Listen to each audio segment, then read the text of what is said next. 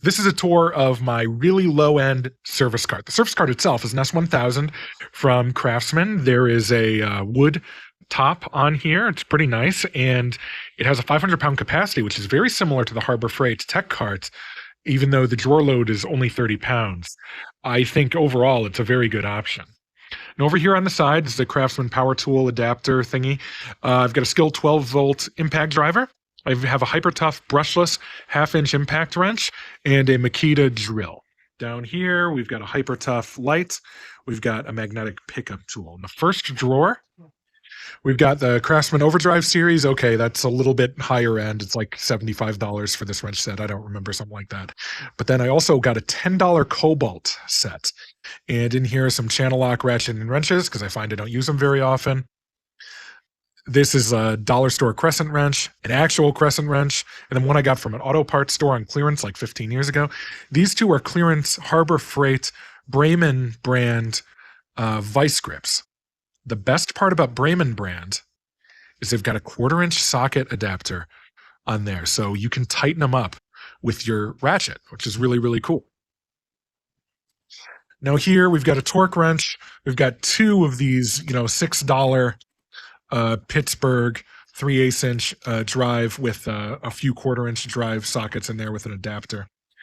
And I've got a low profile half-inch drive, my favorite half-inch drive breaker bar, some Hyper-Tough half-inch drive sockets, some 1/4-inch drive sockets, just one 5/8 gear wrench, what do you call those things? A spark plug tool, a couple of 3/8 adapters, a Tecton ratchet. This is actually one of their low-end ones, but I really like the built-in thumb wheel on these things. I love that.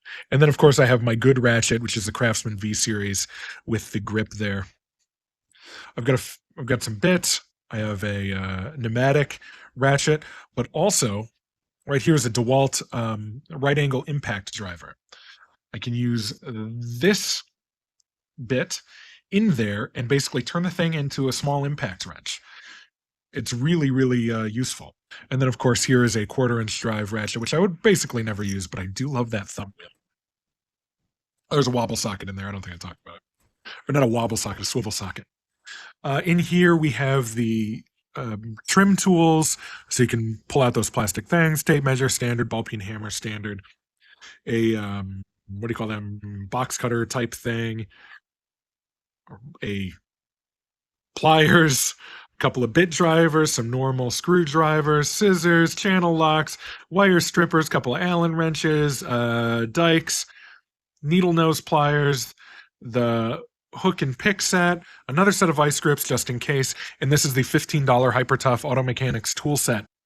So just in case, another ratchet, Torx, another vice grip, a bit driver, a air pressure gauge, a couple of double-sided open-end wrenches, another crescent wrench, some bits. There's a spark plug gap tool and a couple of spark plug sockets. That's just backup. And then down here are specific auto parts. These are spark plugs for the Ford Edge. These are some extra headlights, as you can tell. Grease for spark plugs. This is a canister. This is a purge valve, I think, for the Edge. And, of course, oil filter wrenches. This is a head gasket leak kit, which is useful to me. It was pretty inexpensive, and I'm losing coolant, and I can't find out why, but it turns out it's not a head gasket leak. Whatever, for $20, I'm pleased with it. So there's the service cart. Pretty nice. The cart itself, again, $100, and all the tools on this thing, excluding the power tools, is like $200 max. It's a pretty good mobile mechanic deal.